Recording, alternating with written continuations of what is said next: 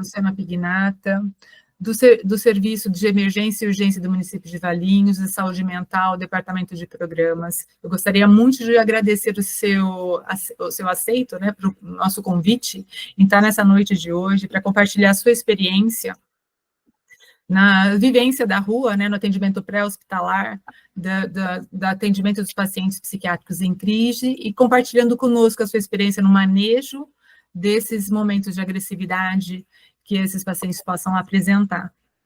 E o Dr. Tomita, ele é psiquiatra forense, ele é psiquiatra com experiência no SAMU de Campinas, ele também é o coordenador do Hospital da Psiquiatria do Hospital Vera Cruz. Muito boa noite a todos e muito obrigada pela sua presença, Dr. Tomita. E obrigado pelo convite, eu acho muito legal, né, o interesse de estar discutindo essas questões, né, de atendimento psiquiátrico, né, principalmente nas questões de APH, né. Eu participei, há 2 anos atrás, o Ministério da Saúde, ele fez um grupo de trabalho para revisar os protocolos de SAMU e eu participei, né. Então, está para ser editado, né, todo o protocolo, né, então desde tentativa de suicídio, agitação psicomotora, contenção, né, então a gente vai tentar, né, hoje aqui está dando um apanhado geral, então vamos focar, né, na questão da agitação psicomotora, né. Se sobrar um pouco de tempo, a gente até pode falar um pouco da abordagem da tentativa de suicídio, que também é bem importante, tá? Ou senão a gente pode deixar para um outro dia também. Sim, doutor. Só falando, né, a princípio, a gente pode estar ainda até umas 9 horas, se o senhor concordar, e também, se quiser deixar aberto para perguntas, as pessoas vão falando no chat, e daí no final você permite que eu te fale as perguntas que apareçam? Eu até prefiro no decorrer. hora, né? Perfeito. Não, vamos conversando, bate-papo aqui, uma coisa mais informal mesmo, né? Acho que isso é mais legal, né? Combinado. Somos colegas aqui. Obrigada. Então, vamos lá. Então, eu gosto de começar todo o treinamento com essa citação da lei, né? A Lei 10.216, que eles chamam de Lei da Reforma Psiquiátrica, né? Então, eles versa sobre várias questões, e uma delas é essa, né? Que é um direito da pessoa portadora do transtorno mental ser tratada com humanidade e respeito, né? No interesse, obviamente, da questão de saúde, né? Ser protegido contra qualquer forma de abuso e exploração e ser tratada em ambiente terapêutico pelos meios menos invasivos possíveis, tá? Então, aqui a gente vai estar falando, e embaixo vai ter o link da lei, tá? E quem quiser, depois a gente vai citar algumas coisas quando a gente for falar de procedimento voluntário, involuntário, a gente volta a citar algumas coisas em relação a essa lei. Apesar dela ser de 2001, ela é bem atual, ela foi muito bem construída, tá? Então, eu gosto de dizer que no atendimento do APH, tá, a gente tem, se a gente entende um pouco da doença psiquiátrica, isso facilita muito a nossa abordagem, isso facilita muito a maneira como a gente acaba atendendo esse paciente, tá? Então, isso é bastante importante nessa discussão aqui nossa, tá? Quando a gente fez lá no Ministério da Saúde a revisão, eram 4 ou 5 psiquiatras, pessoal de enfermagem, tá? E pensa que a gente fez todo um desenho lá de parada cardíaca, infantil, lancha, moto, né, aéreo, e uma das solicitações que foi dada para o grupo pensa no profissional do dia a dia, né? Não, é o motorista e o enfermeiro, é o motorista e o profissional da enfermagem, né? Eventualmente um clínico que vai atender esse paciente. Exatamente foi isso que a gente foi trabalhando, né? Então, a ideia aqui realmente não é para o especialista, né? Como que ele vai abordar? É dar uma ideia geral do transtorno psiquiátrico, né? E como que isso vai ser e como que isso acaba melhorando, né, a maneira da gente atender, a maneira, inclusive, da gente se proteger, né, dessas situações de agitação, que o foco aqui hoje vai ser bem a questão da agitação psicomotora, tá? Pode passar? Então, vamos lá. Então, numa maneira geral, o que chega no SAMU, né? Então, assim, é uma alteração de comportamento, a pessoa está em crise, está em surto, está louca, né? Está em crise psicótica, está ouvindo voz, está vendo coisa, está falando sozinho, né? tá falando uma coisa sem sentido, né? Se trancou no quarto, se trancou no banheiro. Então, é o dia a dia do SAMU, né? Então, todo mundo aqui, acho que vivencia, né, essas situações, né? E, claro, a pessoa está agitada, está quebrando a casa, agrediu alguém, né? Eventualmente, as ideias suicidas, a pessoa tentou alguma coisa, tomou comprimidos, né? Está ali num viaduto, numa postura de se jogar, de se precipitar, né? Também vem as questões de intoxicação ou abstinência de substância, né? Tem também, ó, claro, né, muita dúvida, né? Acabou minha receita, orientação, aonde que eu procuro o tratamento, né? Como é que eu faço para marcar consulta, né? Então, esse é o dia a dia, né, do APH, tá? Aqui é um levantamento que foi feito lá na Unicamp, então, dos atendimentos do pronto-socorro na psiquiatria, né, que é um terciário que tem um atendimento de porta da psiquiatria, 27% foi casos de agitação e agressividade, tá, violência. Depois, uso de substância, né, 23%, depressão, psicose, né, que também os quadros de psicose podem estar ligados, né, a um sintoma de agitação psicomotora, crise de pânico, mania, né, que é o do transtorno bipolar, e isso eu vou falar bem assim, como que a gente define a questão da psicose, o transtorno bipolar, né, e aí, menos frequentemente, tentativas e ideias suicidas, né? Transtorno de ajustamento, transtorno de personalidade, tá? Então, isso pensando assim, que o que chegou no pronto-socorro da psiquiatria da Unicamp, só para a gente ter uma ideia de prevalência, tá? Pode passar, Carolina. Então vamos lá, apesar de ser meio óbvio, né, o que é uma agitação psicomotora, né, mas é legal a gente ter essas definições, né. Então é uma exaltação motora, né, a motricidade da pessoa fica exaltada, né. Em geral, secundária a um taquipsiquismo, né, uma inquietação mental, pode estar associada à hostilidade, agressividade, a uma desorganização de pensamento e uma diminuição de crítica. Então, assim, não necessariamente, né, a agitação psicomotora, ela é sinônimo de agressividade. Então, isso é uma coisa importante, tá, da gente estar frisando, tá? Pode passar. Então, e isso é uma coisa importante para a gente trabalhar, né, com as equipes, né, de atendimento, né? Não é porque o paciente é psiquiátrico, não é porque ele já tem o diagnóstico de esquizofrenia ou de bipolar, o paciente faz tratamento no CAPS. Então, é muito comum, isso a gente vai orientando aqui nos treinamentos aqui em Campinas também, né? A gente tem que avaliar cada situação, né? E às vezes tudo bem, tem gente que tem mais experiência, né, mais habilidade, tem umas pessoas que ficam um pouco reticentes, mas isso é uma coisa muito importante, né? E isso tem vários trabalhos falando disso, né? A maior parte dos casos de agressão não tem nada a ver com psiquiatria. Tá? É que quando acontece, às vezes, um paciente psicótico, né, que faz um ato de agressividade, né, pode ser uma coisa assim, meio exacerbada, né? Então, a gente fica com aquela ideia de que o paciente psiquiátrico ele relaciona com uma pessoa violenta, e não é verdade, tá? Então, isso é uma coisa assim, né, nos treinamentos, é uma coisa que é bem importante frisar, né?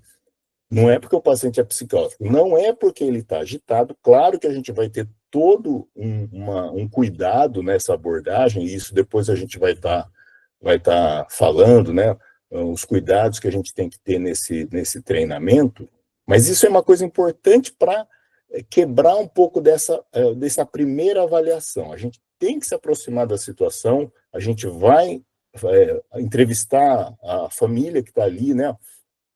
A pessoa está dentro da casa e você vai entrevistar. Olha, ele agrediu alguém, ele bateu em alguém, ele quebra objetos, ele está com um objeto potencialmente lesivo, né? Então nessa abordagem, a gente vai tentar tirar um pouco dessa história, até para ver se a gente vai precisar acionar uma guarda municipal, um serviço de apoio, tá? Para fazer essa abordagem. Na grande maioria das vezes, isso não é necessário, tá? Gente,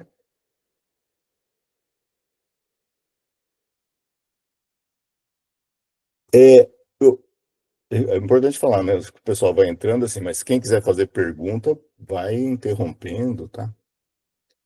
Vamos lá. Isso é uma coisa que a gente escuta muito do telefonista, né? Dos TARMs lá, né? SAMU não leva se o paciente não quiser. Pô, será? Né? Então, ponto de interrogação. SAMU não leva se o paciente não quiser? Depende, né? Depende da situação. Em geral, o SAMU não leva se o paciente não quiser, tá? Não queira ser atendido, né? Mas, aí passa o próximo. E a gente vai falar um pouco da questão da avaliação da crítica, né? Se a pessoa não tem a crítica da situação, sim, o SAMU vai levar, tá? A gente acaba precisando levar aquele paciente. Claro que aqui a gente está falando do paciente psiquiátrico, não?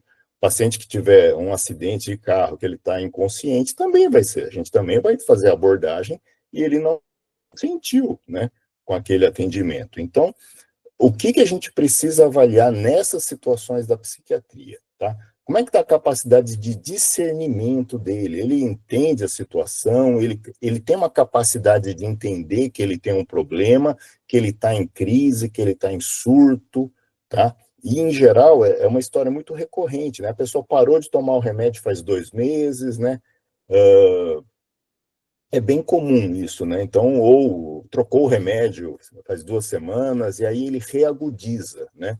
Então, ele volta a ter as crises, né? Da enfermidade que ele tenha, né? Então, assim, ele responde por si, responde pelos próprios atos. Como que a gente faz essa avaliação? É aqui, o que está aqui embaixo, né? Nível de consciência, né? Claro, né? Se ele está vigio ou não. Estabelece contato, ele está, às vezes, sem roupa, todo rasgado, né?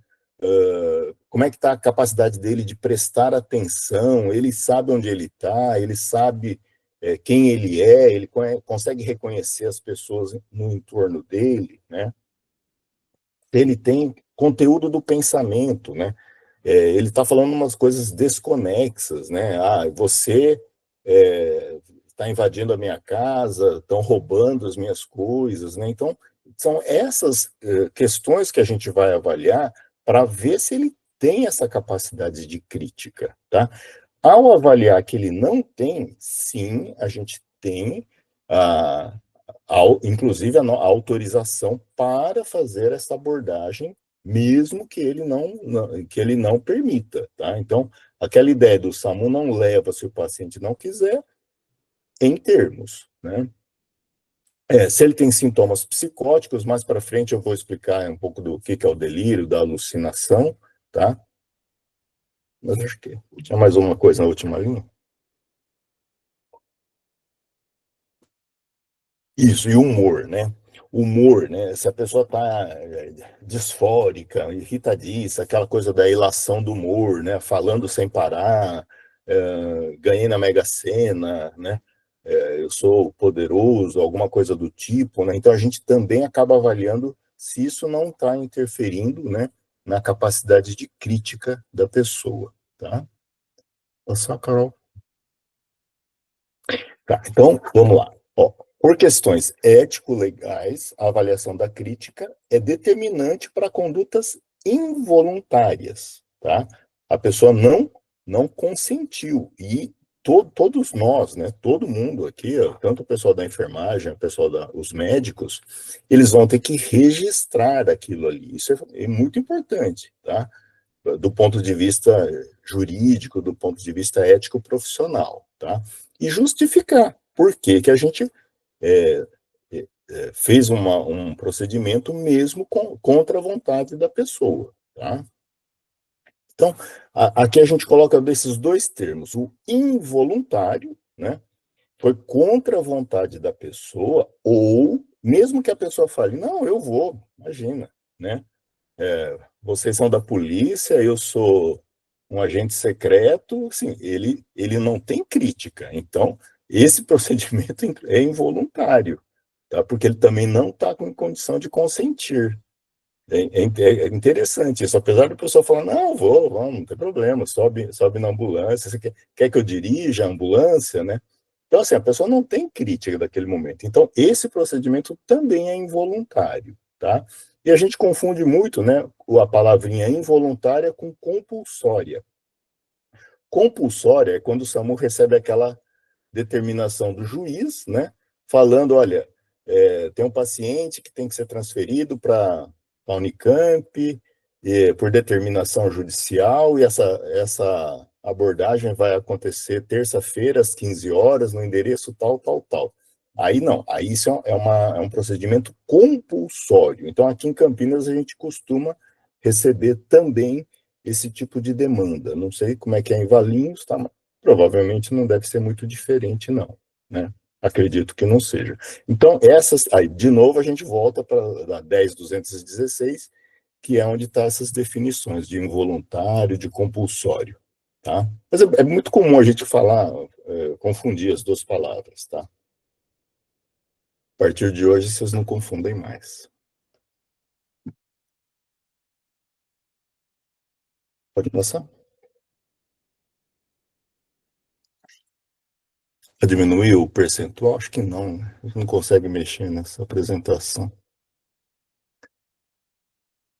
Consegue.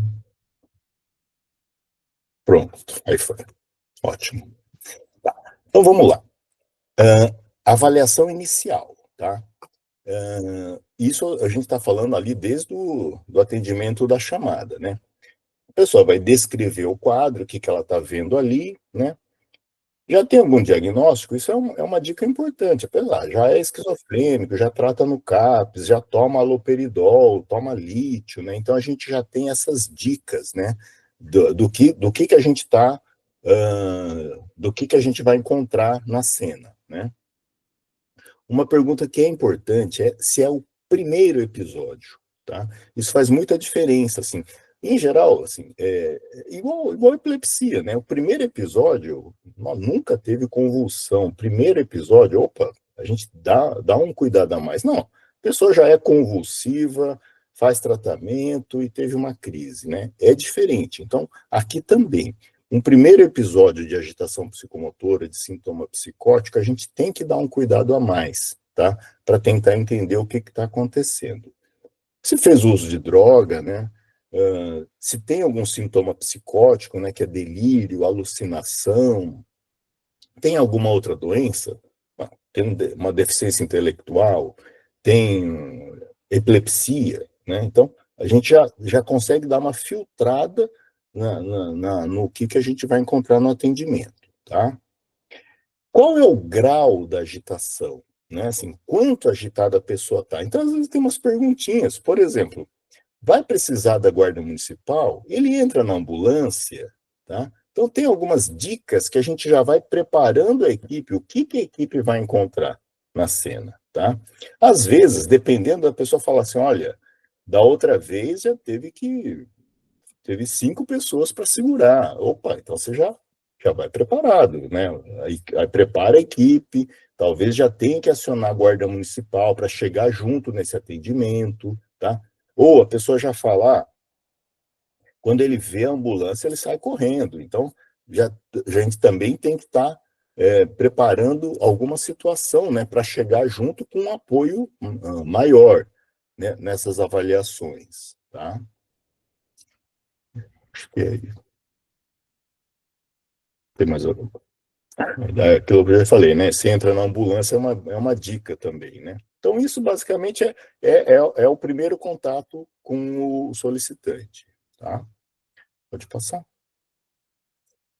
E infelizmente, eu estava sem bateria no celular esse dia, e uma pessoa, uma esquizofrênica, ela já faz tratamento no CAPS, tá? A gente chegou lá, cantando cânticos religiosos repetidamente, assim, ela não tinha interação nenhuma com a equipe, ela se trancou dentro da casa, deixou o marido para fora, né? E ela simplesmente destruiu a casa dela, né? Aí o motorista e o enfermeiro entraram lá dentro e falaram, assim, quebrou o banheiro, tinha o vaso sanitário quebrado, né? Eu não entrei.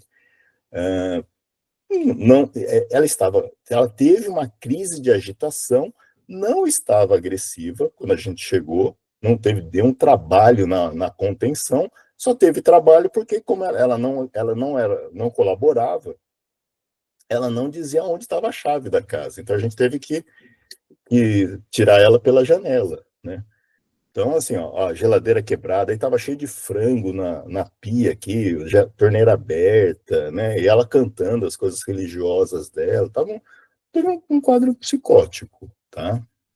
Uma agitação importante, mas assim, é um exemplo de que não tinha agressividade nenhuma, em nenhum momento ela foi agressiva com a equipe, tá? Ela simplesmente não colaborava porque ela não tinha crítica da situação. Ela precisou ser contida lá dentro e retirada pela janela, tá?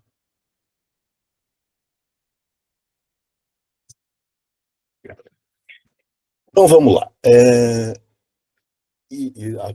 De novo, eu vou falar tudo, é tudo importante para mim, né? Então, esse slide é importante. Vamos separar um pouco assim as causas psiquiátricas da agitação, né? Esquizofrenia, transtorno bipolar, os quadros psicóticos, tá? Uh, menos frequente, claro, né? Crise de ansiedade, pânico, mas pode acontecer também da pessoa ter crise, inclusive depressão. A pessoa pode ter quadro de depressão com agitação psicomotora, tá? Não é tão comum, mas pode acontecer. E, claro, os transtornos de personalidade também, né? E é importante que a gente consiga separar e lembrar, né, que existem as causas orgânicas da agitação psicomotora, né? Uso de substância, né? Tanto no uso como na abstinência, a pessoa que está em abstinência alcoólica, ela vai ter agitação psicomotora, outras abstinências, ela também pode ter agitação, né? Os quadros do sistema nervoso, né? Malformação, AVC, né? Trauma, a pessoa fica agitada depois de um trauma, né? De um acidente automobilístico, tá? Delirium, né? Os transtornos mentais orgânicos, e na época da Covid a gente observou bastante, né, em UTI, o paciente com agitação importante por causa da infecção da Covid, né? Quadros pós-ictais, né? A pessoa fica bastante agitado, confuso, né, desorientado no quadro pós-ictal. Deficiência intelectual, né, que é o retardo mental, autismo, bastante frequente, né, a gente ter chamados, né, de pessoas tanto com deficiência intelectual como com autismo também, tá? Os quadros demenciais, peraí, volta um pouquinho. Isso, obrigado. Os quadros demenciais, né, que Alzheimer, né, que é a pessoa, mas aí a pessoa vai falar, não, ele já é demenciado, é acamado e está num quadro aqui de agitação psicomotora, né? E sempre lembrar as questões clínicas, né? Uma hipoglicemia, já passaram casos para psiquiatria, paciente agitado, tal, sei, deu uma luz lá, você perguntou, tem algum outro problema de saúde? Tem diabetes, né?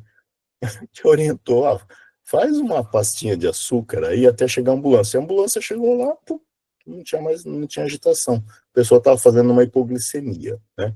Infecção urinária em idoso pode dar uma desorganização importante, então também está lembrando, né, essas situações, tá? Lúpus, né, hipotiroidismo, hipertiroidismo, tá? Podem causar agitação psicomotora, né? Pode passar. E lembrar, né, que também pode ser, não tem causa, nem orgânica, nem psiquiátrica, né? Um desentendimento, uma briga, uma discussão, tá? Então a gente também tem que filtrar um pouco isso, né? E às vezes no telefone, o fulano tá brigando aqui por causa do jogo de futebol, não sei o quê, tá no bar, né?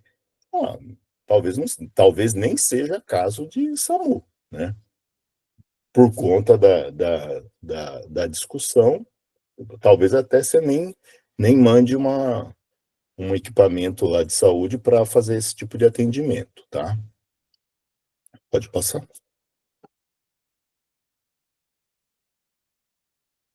Então, vamos lá. Então, se a gente aponta as diferenças, né, do que seja lá a causa da psiquiatria, causa orgânica, início abrupto, tá? Primeiro episódio, voltamos aqui para falar do primeiro episódio, né? Então, a pessoa tem 40 anos de idade, começou a ter alucinação, agitação psicomotora. Opa, será que a pessoa tem algum problema orgânico, né? Então, para se pensar, né? Idade mais avançada, 60 anos de idade, sem antecedente, tá? Alucinação não auditiva, tá? Quando a pessoa tem esquizofrenia, a alucinação mais comum da esquizofrenia é a pessoa escutar vozes, tá? Quando a gente fala assim, uma alucinação não auditiva, eu estou vendo coisas, tá? Eu estou sentindo coisas no meu organismo, eu estou sentindo que tem um bicho andando dentro de mim, tá? A gente também fala, opa, é um indício de organicidade. Talvez a gente tenha que encaminhar para uma avaliação neurológica esse paciente, tá? Sinais neurológicos, né? Assim, estrabismo, a pessoa está vendo diplopia, né? Eu estou vendo dobrado, marcha lateralizada, né? Incontinência urinária ou fecal, flutuação de consciência. A pessoa está agitada, daqui a pouco ela rebaixa, ela não responde. Então, essa flutuação de consciência também é um indício de organicidade, tá? E características catatônicas, tá? Negativismo, depois eu tenho algumas fotos, eu vou mostrar. Não é tão comum, né? Não sei se vocês já observaram, já atenderam esses pacientes. Flexibilidade séria, quando você deixa a pessoa numa posição e ela fica naquela posição, tá? Às vezes até o pessoal das UPAs, ela fala, olha, aquela pessoa, se você deixar ela naquela posição, ele fica, tá? Outra característica catatônica, eu já fui atender alguns casos assim, você chega no local e a pessoa fala assim, ó, ele está há 2 horas, há 3 horas ou mais na mesma posição. Às vezes, olhando para uma parede, né, não responde, não conversa, e pode ter também alguns momentos de explosão. Assim, às vezes a pessoa tenta se aproximar e a pessoa fica muito agressiva, muito agitada. Tá? Então, é o que a gente chama de característica catatônica. Tá? Pode passar. Esse material todo eu distribuí para a Carolina, depois ela passa para vocês, tá bom?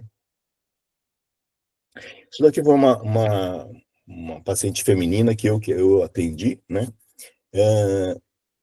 Acelerada, assim, muito desinibida, assim, brincalhona, até meio sedutora, né? Se jogava em cima da equipe, né? Orientada, conversando normalmente, mas a família falou, olha, está muito diferente do normal dela, ela não é assim, tá? Inquieta, estava sem dormir alguns dias, né? Em torno de uns 40 anos de idade. Primeiro episódio, levei na Unicamp, né? No pronto-socorro da Unicamp, né? E a Unicamp é referenciada, né? Eles têm que aceitar o caso, tal. A equipe levou para a Unicamp e depois, uns dias depois, o colega que atendeu lá me mandou essa imagem, né? Ela estava com um tumor cerebral, né? E quando eu levei lá, eu falei assim, nossa, me parece um quadro meio histérico, né? A pessoa estava, assim, muito desinibida, né? Muito sedutora, né? Assim, aquela coisa da sexualidade à flor da pele, né? E aí ele me mandou essa imagem e era um tumor cerebral, uma paciente bem jovem, né? 40 anos de idade. Tá? Doutor Tomita, e de que forma quando que você percebeu isso? Como que você pediu para o neuro e para a tomografia? O que levou a isso? Não, eu não fui eu que pedi, não. A gente levou, por ser primeiro episódio, a gente levou para um terciário. Mas não fui eu que. Em geral, quando a gente leva para o terciário, tem essa intenção de que ela passe por uma avaliação neurológica. Tá? Então já é protocolo, tanto da Unicamp como da PUC, né? já fazer essa avaliação, né? Então, assim, quando eles recebem um primeiro episódio com aquelas características de organicidade, eles já fazem a... Mas não fui eu que fiz, não. Não fui eu. Eu simplesmente eu fiz a triagem, né? Por ser primeiro episódio, pessoa que já não tem um diagnóstico de transtorno bipolar prévio, aí a gente leva para o terciário, tá? Agora, quem conduziu isso foi lá dentro, não fui eu, não. Tá? Mas vale aquelas dicas que eu falei ali de indícios de organicidade. Essas dicas, né? Isso, essa daí. Pode passar? Aí. Então, vamos falar um pouquinho esquizofrenia. O que é essa tal de esquizofrenia, tá? Então, a gente chama a esquizofrenia de uma síndrome, né, que tem muitos sintomas, tá? Nenhum deles é patognomônico, nada define a esquizofrenia, tá? Então, os principais sintomas da esquizofrenia, delírio, tá? Ou alucinação. Pode ter delírio e alucinação, tá? Uma fala desorganizada, a pessoa inventa palavras, você não consegue entender o que a pessoa fala, tá? Delírio é uma alteração do pensamento. Então, assim, eu acredito em alguma coisa. Então, quem viu esse filme, depois eu até vou detalhar um pouquinho, que é Uma Mente Brilhante, era um matemático, né, que um certo momento da sua vida ele começa a acreditar que ele estava dentro de um complô internacional com espiões, né? Então, assim, isso é um delírio. Eu penso, eu acho que estão invadindo a minha casa, eu acho que estão me roubando, os vizinhos estão falando de mim. Tá? Então, assim, o delírio é uma alteração do pensamento. Tá? Alucinação, não. A alucinação é uma alteração da percepção. Então, eu estou escutando vozes. Tem uma voz falando aqui na minha orelha. Tá? Eu estou enxergando coisas, eu estou vendo pessoas, eu estou vendo vultos, isso é uma alucinação. Eu estou sentindo coisas andando na minha pele, é uma percepção, então é uma alucinação tátil, tá? Então, isso acaba sendo, não é exatamente um preciosismo, mas é importante que a gente consiga fazer essa diferenciação, tá? Então, delírio é uma alteração do pensamento, alucinação é uma alteração da percepção, tá? Comportamentos bizarros, né? Então, o esquizofrênico começa a colecionar coisa, guardar coisa, né?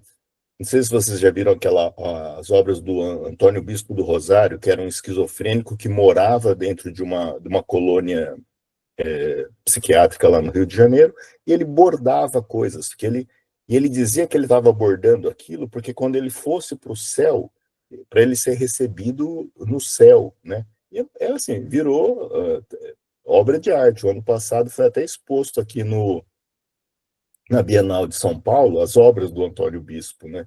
Já foi exposto fora do Brasil, né? É muito bonito, né, de ver. E ele ia pegando lixo, botão, latinha, e ele ia fazendo um trabalho de bordado, né, de tecendo aquele papel, aqueles restos que ele ia encontrando lá na colônia, e daí é uma coisa bizarra, né? Tinha um delírio também, né? Que ele ia ascender ao céu. Não sei se ele tinha exatamente uma coisa de se achar um escolhido por Deus, ou alguma coisa do tipo, né? Mas era uma coisa bizarra, né? Às vezes a gente vai em alguns atendimentos também, você vê, nossa, coisa que a pessoa vai guardando, né? Assim, algumas coisas meio bem bizarras, né? Acho que nesse filme também tinha uma coisa que ele achava que tinha um chip dentro dele, que ele tenta cortar, né, para tirar um chip que estaria dentro dele, né? Esses são os sintomas positivos da esquizofrenia. Os negativos, é aquele embotamento, né? Com o tempo, o paciente esquizofrênico, você vai conversando com ele, parece que o afeto dele é distanciado, né? Ele não tem prazer, ele vai se isolando, né? Ele fica mais lentificado, né? ele vai perdendo um pouco da emoção. Então, assim, você vê esquizofrênicos com um curso de doença mais antigo, né? E você vai vendo que esse embotamento afetivo, tá? Isolamento, né? Às vezes uma coisa meio fechada. Tem outro filme que chama Bird, né? Que ele parece um autista mesmo, né? Com o tempo, o autista não precisa ser só diagnóstico. O autismo pode ser também um adjetivo, né? A pessoa que se fecha, né? Que ele vai se fechando no mundo dele, né? Então isso a gente chama de sintomas negativos, tá?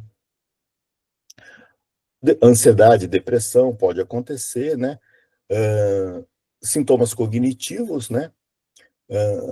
Desatenção, neologismo, né? A pessoa vai criando palavras, tá? Pode ter também crises de agressividade, automutilação, né? Às vezes um impulso sexual meio exacerbado. Então, a esquizofrenia assim, tem alguns pacientes que têm mais sintoma negativo, tem um paciente que tem delírio, não tem alucinação, tem os que têm as duas coisas, ou as três coisas, né? Tem delírio, tem alucinação e tem a perda afetiva, tá? Mas é muito diferente, é muito pessoal, né? Cada doença, assim, tá? E lembrando, né, que não é porque a pessoa tem delírio, né, que necessariamente ela tem esquizofrenia, tá? Pode passar. Aqui, então, é o filme, né? Só para lembrar, né, que era um matemático e a história dele é que tanto é que a época as pessoas diziam, um esquizofrênico pode ganhar um prêmio Nobel, né? Ele ganhou um prêmio Nobel, se não me engano, de economia, não era nem de matemática que ele ganhou. Era a teoria dos jogos lá. Mas, na verdade, a teoria que ele mereceu o Nobel foi quando ele não tinha doença, tá? Hoje em dia, isso é importante também dizer, os tratamentos são muito melhores, né? Então, naquela época, o tratamento era choque, tinha choque, não só choque elétrico, né? O choque cardiazólico, choque insulínico que as pessoas davam, que era o tratamento que existia na época. Hoje em dia, os tratamentos melhoraram muito, tá? Então, a adesão a tratamentos também está muito melhor. Tá? Então, hoje em dia, o paciente não tem tanto efeito colateral, ele toma mais a medicação, ele tem uma estabilidade melhor, a perda afetiva também é um pouco menor para as pessoas que aderem a tratamento, tá? Então, aqui nessa foto de baixo, quando a esposa dele entra num galpão de trabalho dele, tinha lá toda uma coisa mirabolante de agentes secretos, como se ele fosse, né, um agente secreto mesmo, né? E no filme foi representado como se ele enxergasse aquelas pessoas, né, os agentes secretos, a criança, né? Muito provavelmente ele acreditava naquilo, muito provavelmente ele não enxergava, ele não tinha uma alucinação visual, muito provavelmente era muito mais um delírio, tá? Que é mais comum mesmo no esquizofrênico, ele achar, né, eu acredito em alguma coisa, tá? Eu tenho essa crença delirante, né, em algo que realmente não é real, não é da realidade, tá? Vou passar. Quem não viu o filme, eu recomendo, muito bom. Então, é uma patologia do cérebro, né? Tem um curso crônico, debilitante, tem um alto custo pessoal e social, né? A grande maioria dos pacientes esquizofrênicos acabam não conseguindo trabalhar, tá? Eu tenho um paciente médico que tem esquizofrenia e ele trabalha, tá? Exatamente por conta da melhora dos tratamentos, né? Então, antigamente era meio que uma sentença, né? O paciente esquizofrênico, ele vai ficar em casa, não vai sair, vai ficar, né, com um curso muito muito ruim. Hoje em dia, não. Hoje eu tenho alguns pacientes com nível superior, trabalham, de vez em quando tem um sintoma ou outro, né, de desconfiança e tal. Mas eu acho que é muito, muito bom a gente perceber isso também em todas as áreas, né? Oncologia, cardiologia, e na psiquiatria também, né? Então, isso é uma coisa bacana a gente tá acompanhando, tá? Tem um caráter hereditário, né? Tem várias teorias aí, parto no inverno, se a mãe teve algum tipo de infecção, mas também não é nada comprovado, tá? Tem essa teoria dopaminérgica, né, que ela é inferida. A gente sabe o que o remédio faz e a gente sabe que ele diminui sintoma psicótico. Agora, não é exatamente, a gente não tem essa total compreensão do mecanismo, tá, da esquizofrenia. Tá? Isso eu já falei. Pode passar. Aqui eu falei, né, que algumas fotos de atendimento que eu fiz com sintomas catatônicos, aquela flexibilidade séria, né? Aqui é no Mário Gatti, na UPA, e os dois na rua. Aqueles dois à direita é a mesma pessoa. Eu fui atender ele 2 vezes. Na primeira, a esposa falou, ele está há 3, 4 horas na mesma posição. Se a gente se aproximava dele, ele começava a hiperventilar, né? Pessoa grande, bem forte, precisou do apoio da GM. Ele não foi agressivo, mas também, assim, ele só não colaborava, né? Assim, não adiantava, ele não atendia, ele não tinha crítica da situação, tá? A gente precisou do apoio da Guarda Municipal para fazer a remoção dele. A gente levou ele, acho que foi para a Unicamp, se não me engano. O segundo atendimento, ele estava num quadro bem diferente. Ele estava fazendo cânticos religiosos também de igreja, tá? E não saía ele não tirava a mão do portão, né? Aí o enfermeiro foi lá, eu falei, já atendi ele e tal. O enfermeiro foi lá, o enfermeiro grande, ele pegou, tirou a mão dele e ele foi. Então, assim, não foi agressivo, tá? Mas também não é nem um pouco colaborativo, né? Claro que a gente faz, nesses casos, a gente faz uma contenção para a segurança do transporte. A gente não sabe, né, o que vai acontecer no meio do transporte, tá? Então, a gente faz contenção mecânica, né? Não lembro se a gente medicou ou não esse paciente, tá?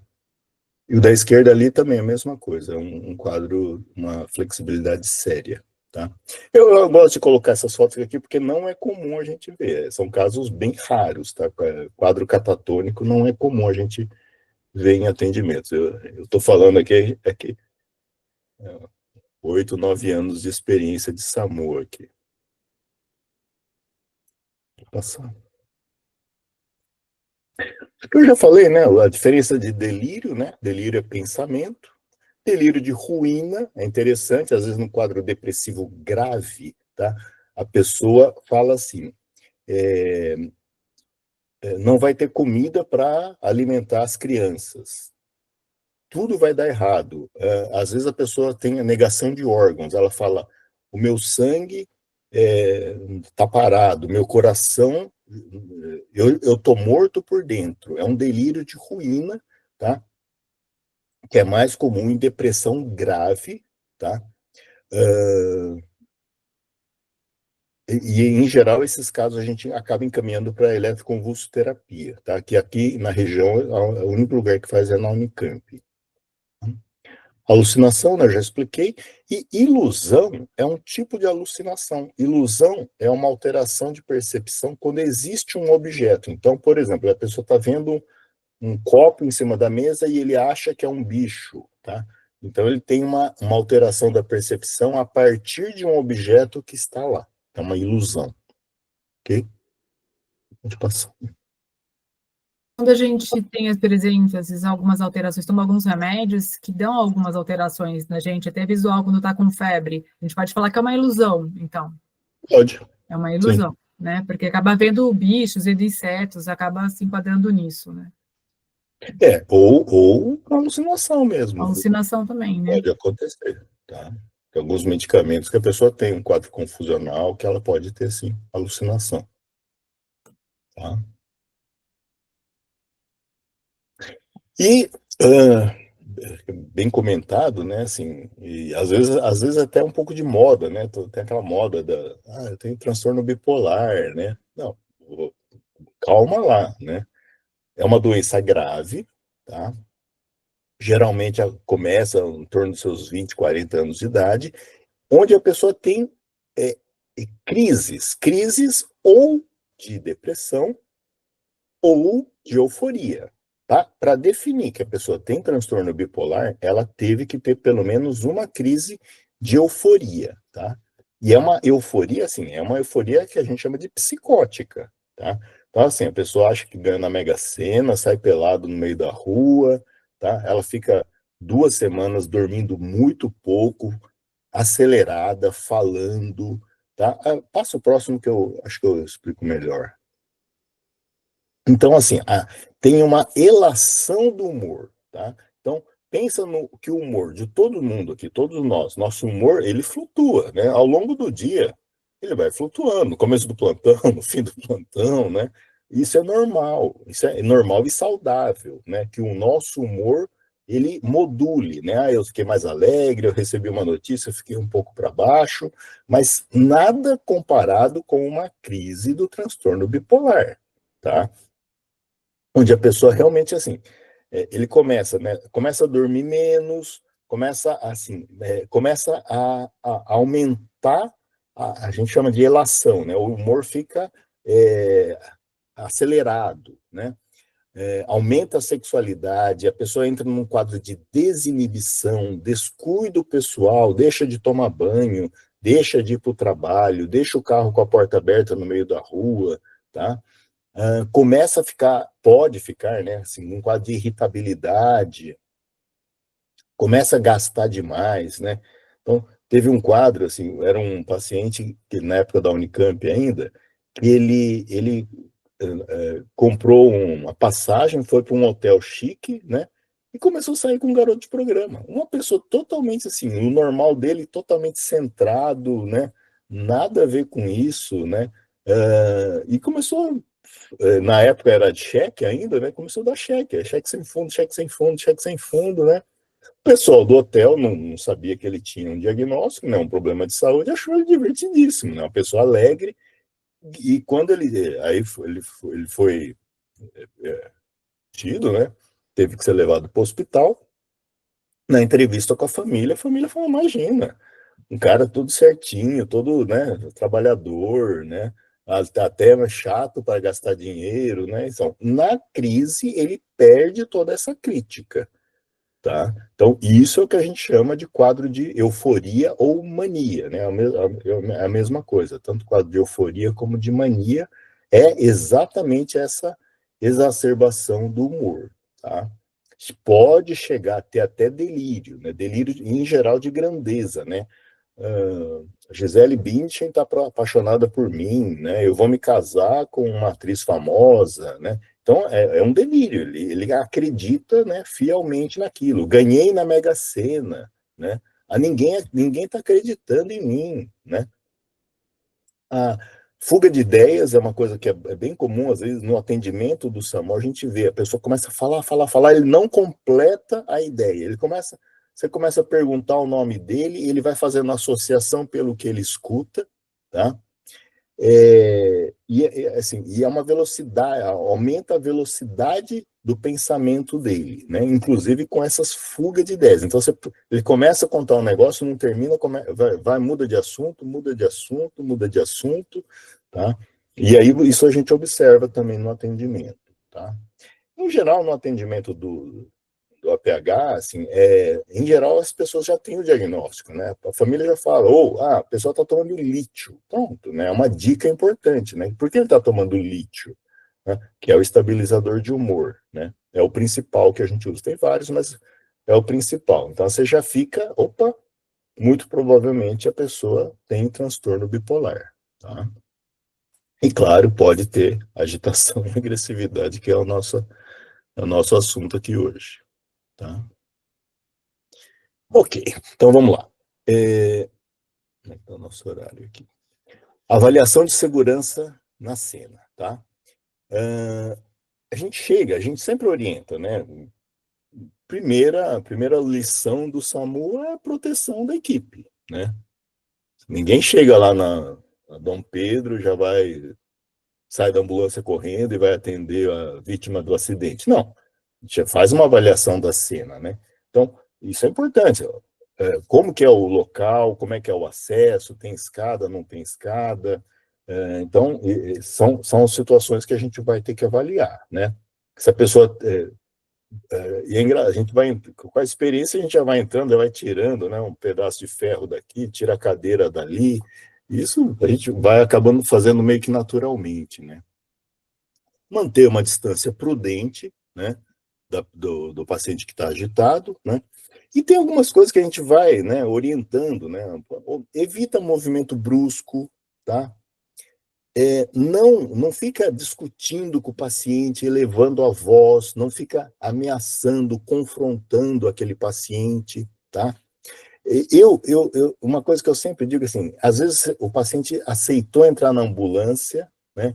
Tá lá o pessoal fazendo os procedimentos, alguém vai lá e encosta nele. Aí ele já levanta, né, não quer mais saber, ele já quer sair da ambulância. Então, tenta, assim, viu que a situação está mais ou menos controlada, tenta não mudar muito aquela situação, aquela cena, tá? Questionamento inoportuno. É uma coisa que, às vezes, assim, o paciente está colaborando, aí vem alguém e faz uma pergunta que... você parou de tomar o Aldol, não sei o quê, né? Aí a pessoa se exalta, né? Eu já falei que eu não vou tomar, mas deixa, assim, o nosso objetivo é levar ele para uma unidade de saúde, tá? Claro, zelando pela nossa segurança, zelando pela segurança do paciente também, tá? Colocar nossas mãos em local visível, né? Para a pessoa não se sentir ameaçada, tá? Claro, avaliar a necessidade de apoio, uma segunda equipe, um suporte aí o apoio policial, né? Manter escolta e contenção até uma melhor avaliação do quadro, no caso nosso aqui, até que a gente entregue para o serviço que vai acolher o paciente, tá? Lembrar que a mudança de comportamento pode ser abrupta, às vezes eu já tive que parar a ambulância na Dom Pedro, tá? Porque o paciente concordou, estava indo lá para a Unicamp.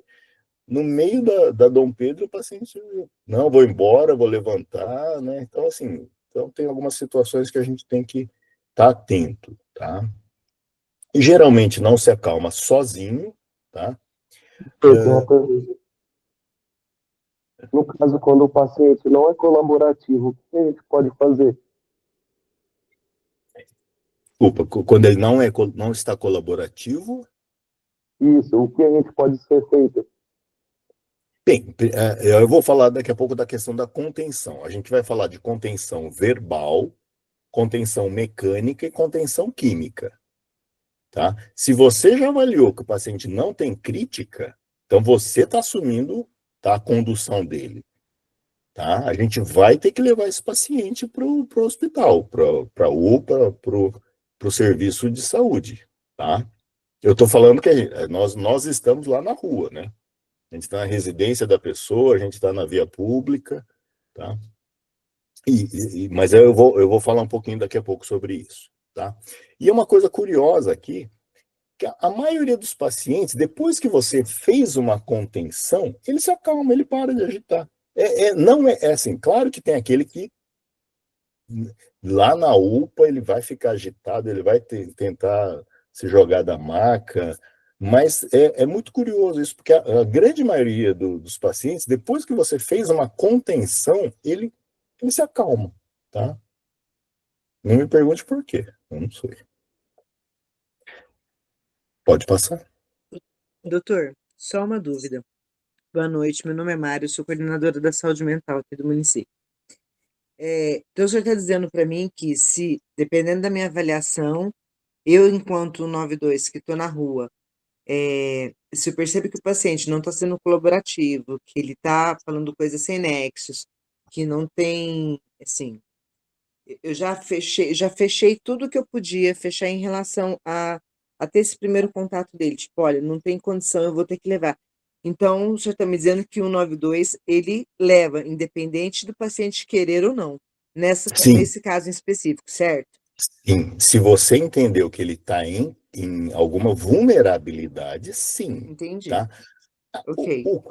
O que seria uma exceção nessa sua pergunta seriam os transtornos de personalidade e alguns pacientes intoxicados, porque naquele momento, assim, a pessoa já tem um histórico, aí ele bebe frequentemente, ele fica desse jeito, mas daqui a pouco ele já mudou o quadro, entendeu? Então, esses pacientes, em geral, a gente não vai levar à força, não, tá? Transtorno de personalidade, que é aquela pessoa que discutiu com alguém, tem limiar baixo de tolerância, tá? Então, assim, que é o que eu coloquei lá, assim, que a gente vai ter que diferenciar dos casos de desentendimento, tá? Quer dizer, eu tô alterado, eu tô vociferando, eu tô xingando a esposa, o marido, tal, né? E a equipe de saúde vai ter que avaliar se aquilo representa uma alteração de crítica. E se a equipe entendeu, olha, não, a pessoa responde por si, tá? Não, olha, aí eu, inclusive, eu já me vi em algumas situações do tipo, eu falo que a pessoa que eu não vou levar, aí o paciente concorda e a família fala, mas se você não levar, eu vou te processar. E o paciente fala, se você me levar, eu vou te processar. Então, você escolhe quem que vai te processar, tá? E aí, Agora, com qual você vai opção você fica?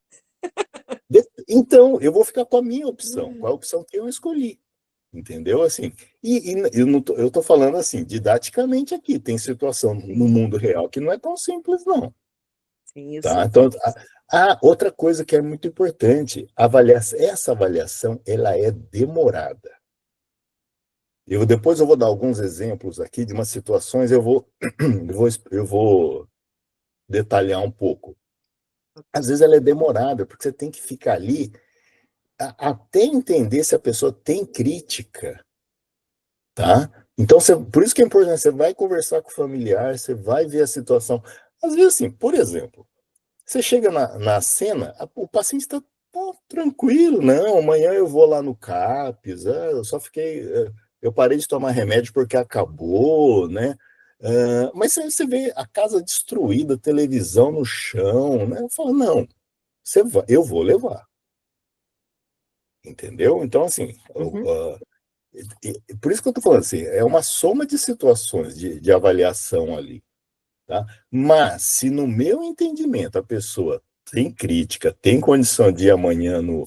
Às vezes eu falo isso para a família, eu falei, olha, a gente vai ser um estresse para fazer a remoção. Eu vou ter que chamar a guarda municipal, ele vai ficar em observação na UPA, no final da tarde ele está de volta aqui, porque no momento ele está tranquilo, ele está colaborativo, tá? Ele está dizendo que ele vai amanhã no CAPS, e eu falo isso, olha, se por acaso ele agitar de novo, chama o SAMU de novo, tá? ok.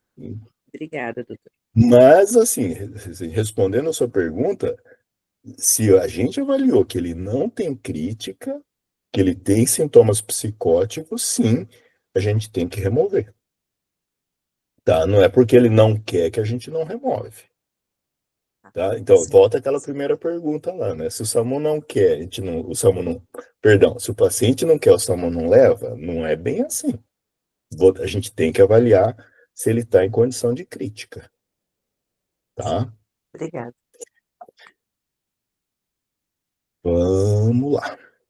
Peraí, onde que eu parei aqui? Não, aqui já foi tudo. Pode passar, Carolina. Ali era minha mão que eu levei uma mordida no paciente, viu? A gente tem que tomar cuidado com isso também. Acidente de trabalho. Vamos lá. Bem, avaliação, né, do paciente de agitação, revista, né? Sempre a gente põe a mão no bolso, vê se não tem nada potencialmente perigoso, né? Exame do estado mental, né, que a gente já conversou, exame físico, a história que for possível, né, tirar ali naquele momento, né? Se ele tiver numa UPA, você já pode fazer alguns exames, né? E claro que você vai pensando, né, que é psicose, não é psicose, né? E vai nortear a nossa conduta, né? Então, assim, é um problema de saúde, é simplesmente uma briga aqui, uma discussão de casal, né? E claro que ali na cena a gente tem que ficar, né, mediando lá a situação, tá? Nossa.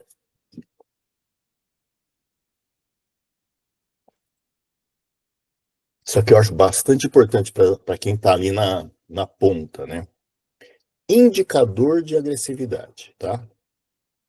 Obviamente, hostilidade, né? Ameaça, a pessoa está xingando, né? A equipe chegou, a pessoa já está xingando, né? Tacando coisa na equipe, né? Segurando algum objeto, uma faca, né? Uma pedra, alguma coisa do tipo, né? Olhar, fisionomia, né? Agressiva. Movimento excessivo, uma tendência de aproximação, né? Você, opa, toma cuidado.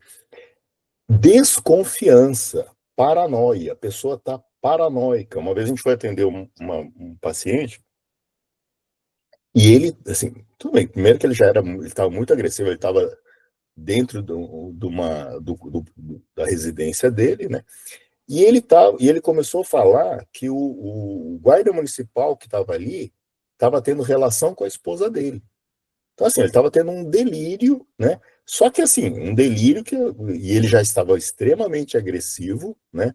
Então, você tem que ficar mais atento ainda. Se você percebe que o delírio dele tem a ver com a equipe de atendimento, tá? Falta de crítica, né? Claro. Sinal de intoxicação, né? Substância. Ser homem é maior risco de agressividade, apesar que eu levei uma mordida de uma mulher, tá? Jovem, história de agressão prévia, tá? Importante. Baixa tolerância à frustração também. Assim, pessoa que lida muito mal com frustração, tá? Tudo você começa a falar, a pessoa te interrompe, né? Você está perguntando alguma coisa, ela te dá uma resposta ríspida. Então, opa, então você já tem que ficar mais atento a essas situações, tá? Essa é uma opinião minha, tá? De experiência, assim. Se o paciente está me xingando, eu fico esperto, mas se o paciente não responde o que eu falo, tá? Então você chega lá, você se apresenta, o que está acontecendo, né? A gente é do SAMU, a gente veio aqui ver o que está acontecendo. Se a pessoa não fala com você, também é um indício, tá, de agressividade. Eu falo com a minha equipe lá, olha, presta atenção, né? Toma cuidado aí, que a situação pode mudar de uma hora para outra, tá? Claro, também uma pessoa muito forte, né? Não é risco de agressividade, mas a gente fica mais atento, né? Uma vez a gente foi atender um garoto que ele era um lutador de jiu-jitsu. Ele tinha usado substância, droga, e estava extremamente agressivo, né? Felizmente, o pai era lutador também. Quem fez a contenção dele foi o pai. O pai conseguiu imobilizar um golpe de arte marcial lá. A gente ia ter dificuldade, tá? O menino era forte. Pode passar. Algumas situações aqui, né? O da esquerda era um esquizofrênico que não saía de casa fazia mais de 2, 3 anos, tá? Verbalizando, assim, inquieto, mas em nenhum momento foi agressivo. O do meio, né, que está com o tijolo na mão, sim, esse daí estava muito agressivo, tá? Então a gente teve que fazer o primeiro foi só a equipe do SAMU, fez o atendimento e remoção. O segundo a gente já estava ali, aliás, ele estava no meio da rua, né, com a equipe da GM deu um suporte para a equipe, tá?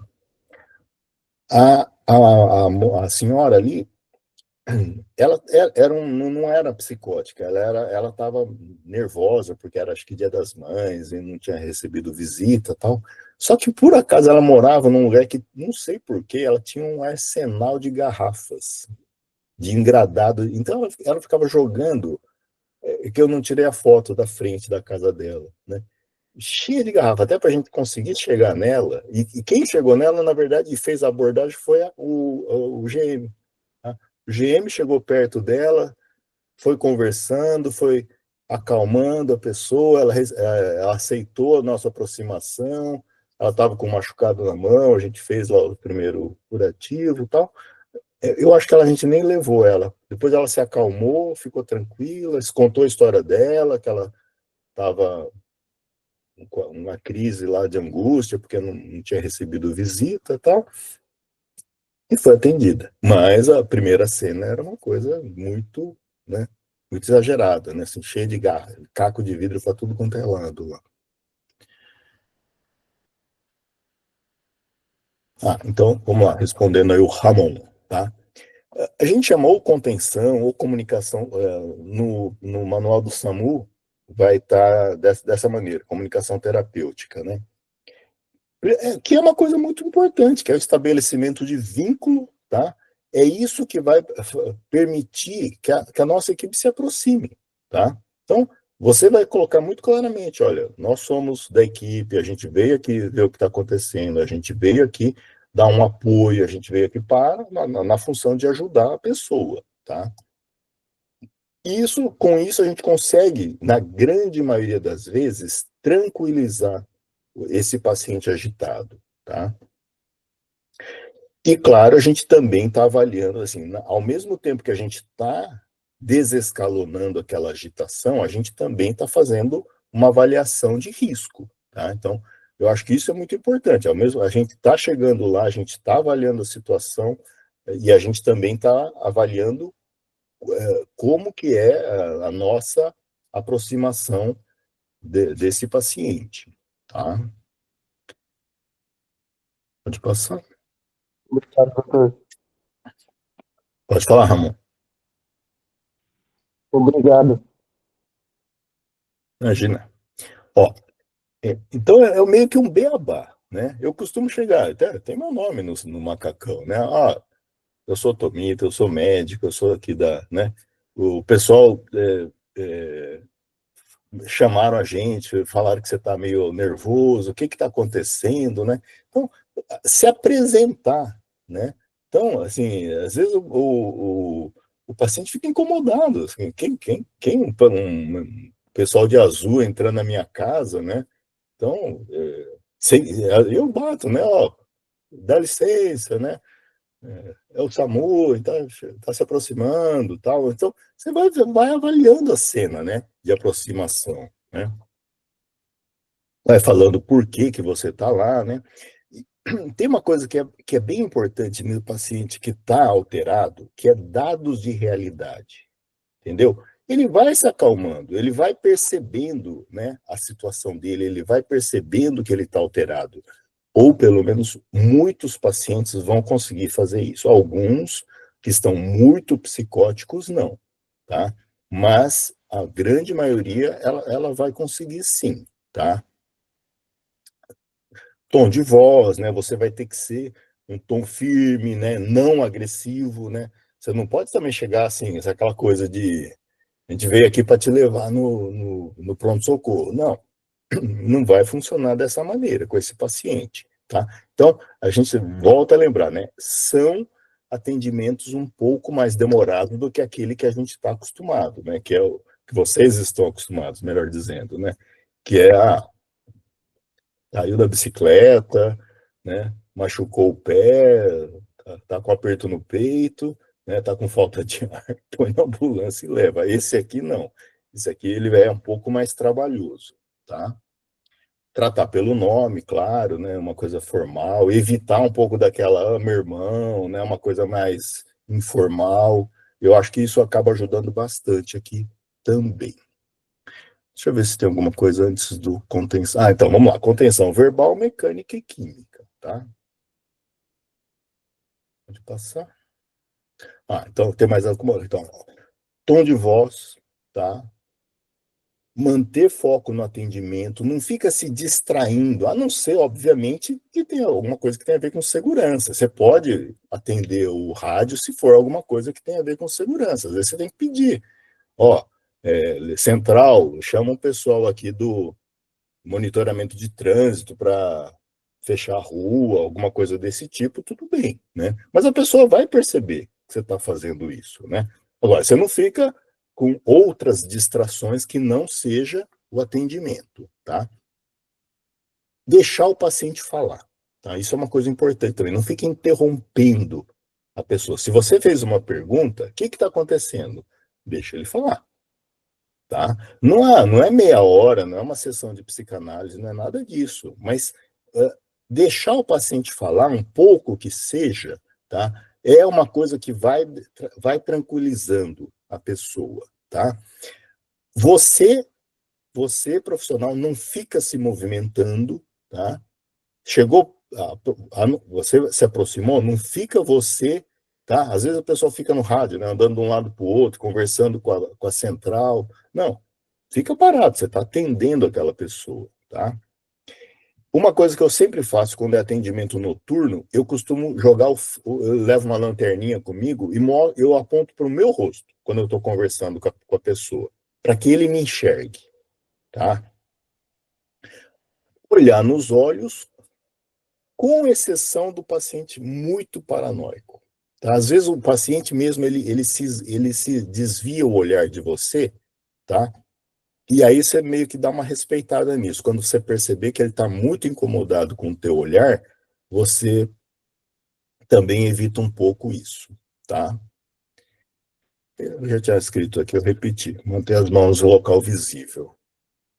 Mas para ele, para o paciente não se sentir ameaçado por você. Pode passar? Doutor, posso fazer uma pergunta? Claro.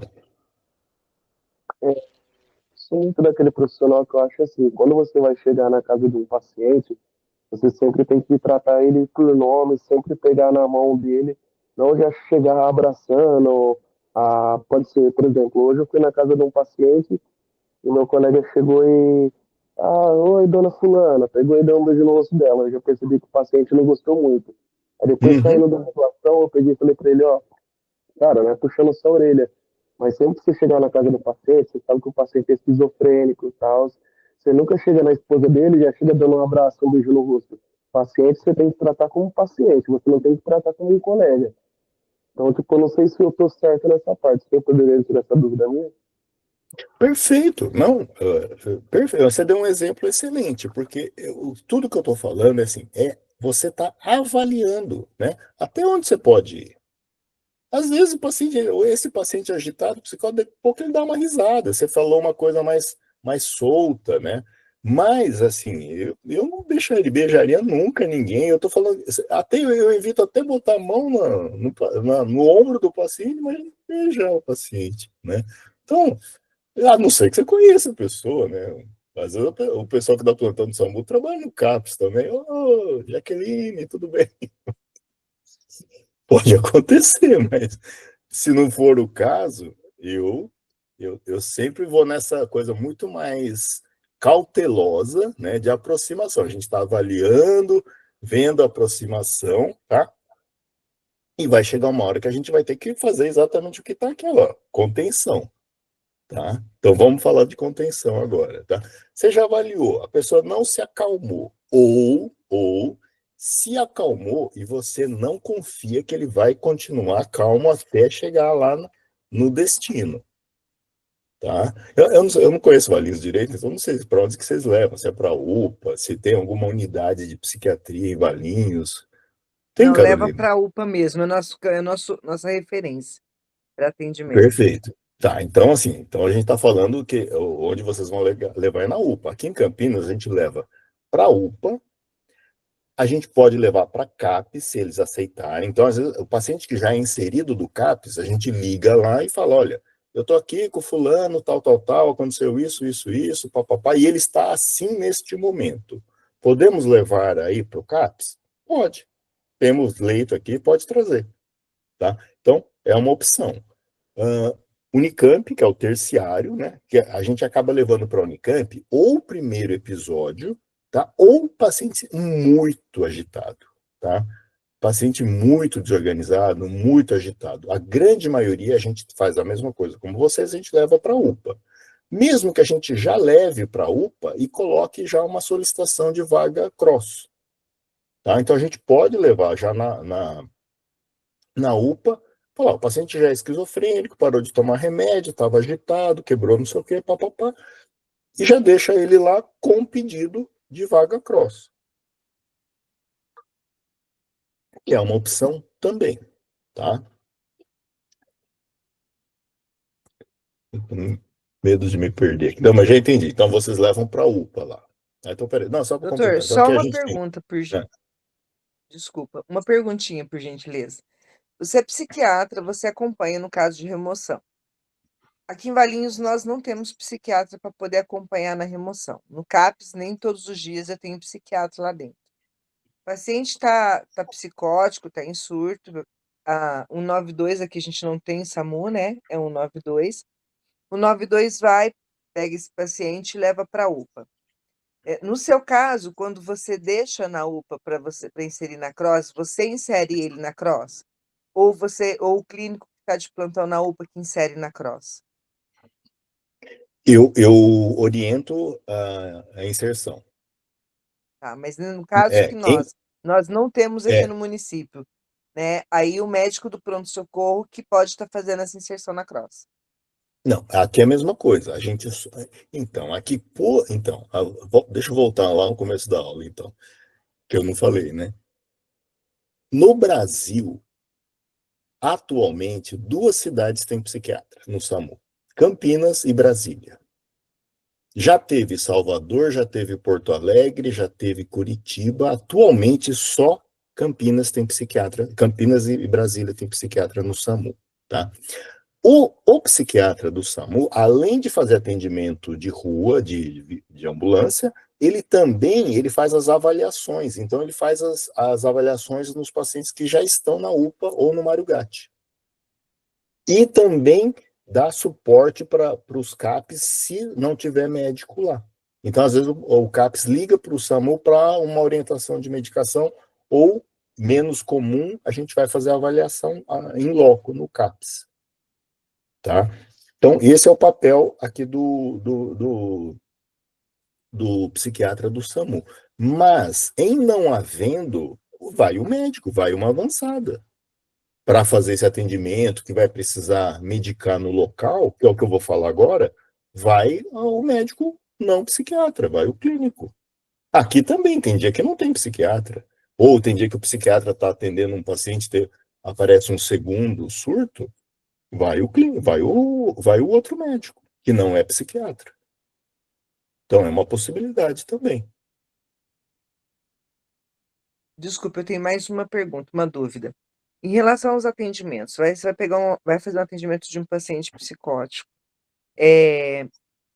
Seria viável que fosse um médico nesse atendimento, certo? Sim. Dependendo da situação. Sim. Tem uma coisa que a gente tem feito ultimamente, que é mandar uma unidade base, uma unidade básica no atendimento, e, se precisar, eles chamam o apoio do psiquiatra. Tem um slide que eu vou colocar isso. Tá? Mais para frente, eu vou apontar isso. Tá? Fechou. Então, vamos lá. Contenção mecânica. Tem imobilização e a contenção física. Imobilização é segurar o paciente. Conter é colocar faixas. A gente vai colocar... Eu vou mostrar, tá? Contenção mecânica é reversível, não altera nível de consciência, tá? Você consegue monitorar dados vitais, né?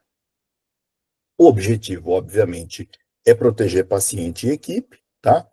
E é exigido que tenha prescrição, tanto por parte de médico como de equipe da enfermagem, tá?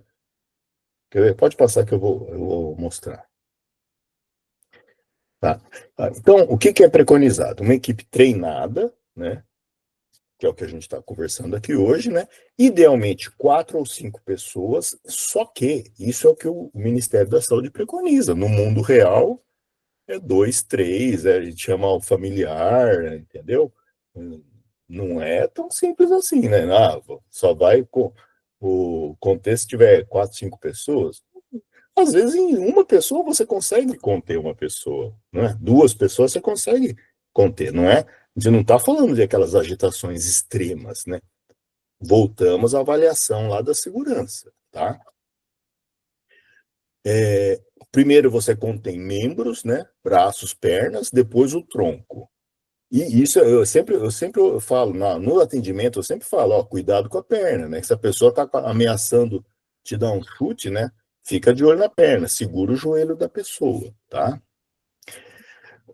É muito importante você, durante esse procedimento, você vai falando para o paciente, olha, a gente está te contendo, né? Vai chamando pelo nome da pessoa, orienta a família, por que você está fazendo aquilo, tá? Da necessidade daquilo, tá?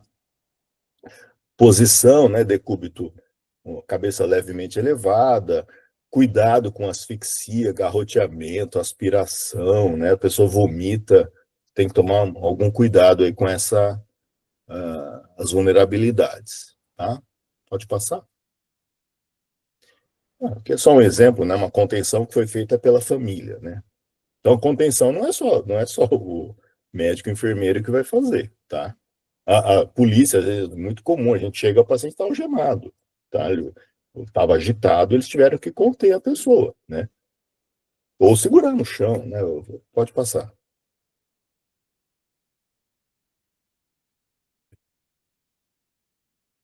Aí.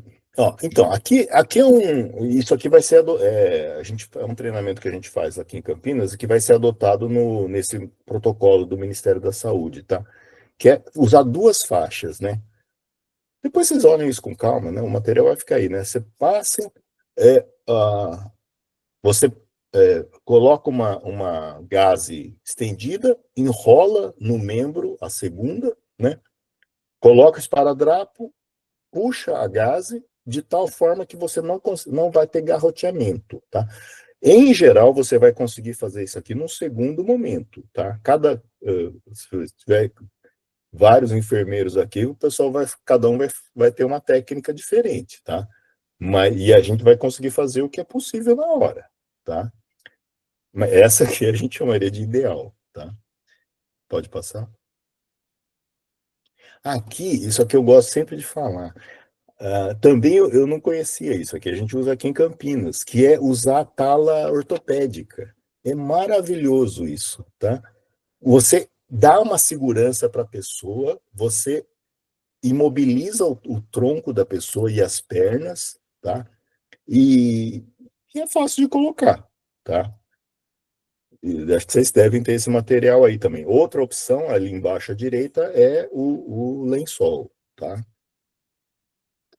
Isso ajuda bastante a proteger a remoção do paciente, tá bom? Pode passar? É só exemplos que a gente estava, exemplos da vida real que a gente usou essa. Aqui o ideal, na mulher também, né? Você tem que deixar embaixo do mamilo, né? Para não machucar, no homem também. Pouco abaixo do mamilo, né? Aqui tá mais na cintura dele, de cima à esquerda, tá? O ideal talvez seja esse aqui de baixo à direita. É que eu não tinha foto melhor para colocar. Pode passar? Eu vou falar bem mais rápido, mas assim, é que o material vai estar aí com vocês, tá? Tem essa resolução do Conselho de Enfermagem, né?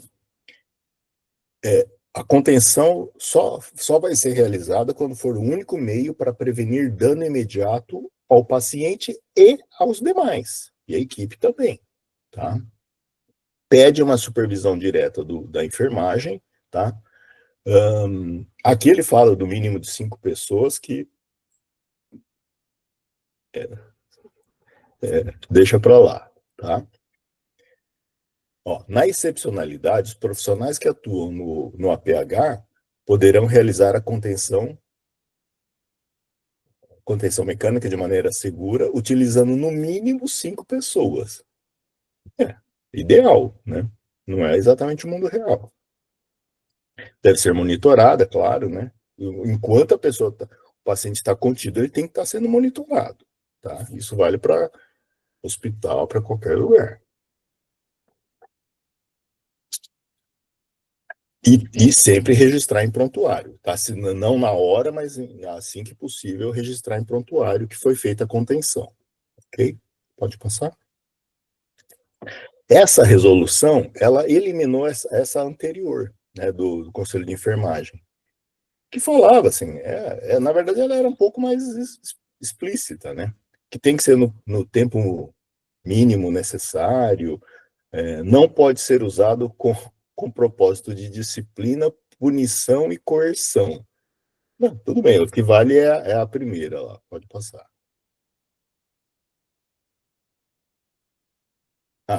Então, deve ser maior cuidado em pacientes sob sedação, sonolentos, idosos, crianças. Então, isso é o anterior. Pode passar. Isso da enfermagem, tá? Doutor Ricardo levantou a mão. Pode falar, Ricardo. Boa noite a todos, boa noite, doutor Fernando.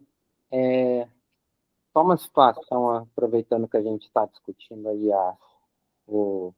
que respalda a lei, né, sobre a contenção mecânica. Vamos supor que estamos na UPA e em algum momento do atendimento do paciente com agitação, ele precisou ser contido, certo? Em algum momento do atendimento, a família, o paciente começam a expressar vontade de evadir, de não continuar o tratamento, mas a minha avaliação é que o paciente ainda não tem crítica, certo? Como o senhor bem frisou. Então, a minha pergunta é a seguinte: a partir do momento que o familiar expressa vontade de parar, interromper o tratamento, evadir o serviço, eu, mesmo contraindicando a tirar a contenção e, lógico, interromper o tratamento desse paciente, eu sou obrigado a fazer? Ou eu posso... Não sou obrigado a fazer. Eu posso registrar em prontuário, posso orientar a família, pedir ajuda e segurar pelo menos um tempo a mais até eu avaliar que a crítica do paciente esteja um pouco melhor. Ou mesmo que a crítica não, assim, a crítica não precisa estar 100%, mas se você avalia que ele não tem condição de alta, não, lembra que não existe alta a pedido, tá? Sim. Vai prender o paciente, não? Tanto é que assim, você pode até ter um dispositivo na 10.216 que você tem que avisar o Ministério Público em até 72 horas, porque você está fazendo como é que fala? Uma internação involuntária. O paciente não concorda, a família não concorda, mas você ainda diz que ele precisa ficar internado, tá? Então, você tem que comunicar ao Ministério Público em até 72 horas da condição da involuntariedade. Ok. Isso é muito tá? importante a gente saber, né? E outra coisa, assim, mas assim, a gente fala assim, em qualquer situação, a gente acaba não prendendo esse paciente. Se a família está dizendo que vai ser responsável por ela, você escreve no prontuário. Foi orientado que não estava em condição, assim, para sua proteção profissional, tá? Foi orientado que não estava em condição, família insistiu, papapá. Assim, também a gente não vai fazer cárcere, né, numa unidade de saúde. Com certeza. Mas para sua proteção, você tem que colocar assim, que você era contrário à alta do paciente. Tá? Porque o senhor frisou bastante essa questão da avaliação da crítica do paciente. Eu vejo dois caminhos diferentes, assim.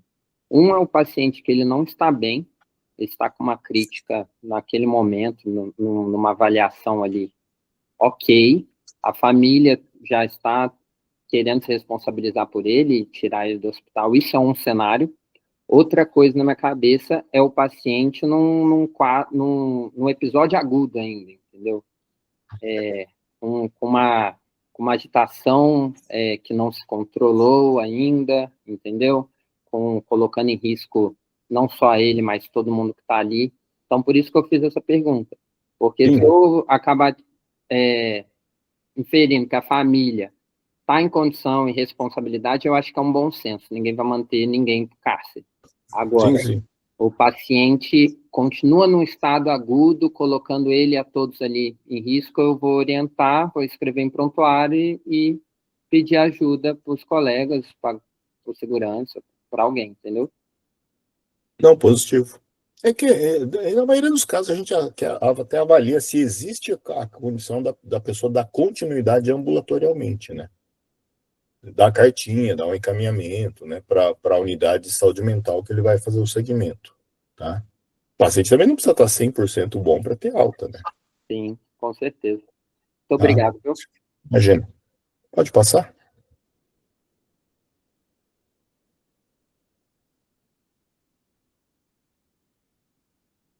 A mesma coisa, só que no Conselho de Medicina, tá? Acho que não precisa muito. É a mesma coisa da lógica, né? Até ele escreve aqui, ó, né?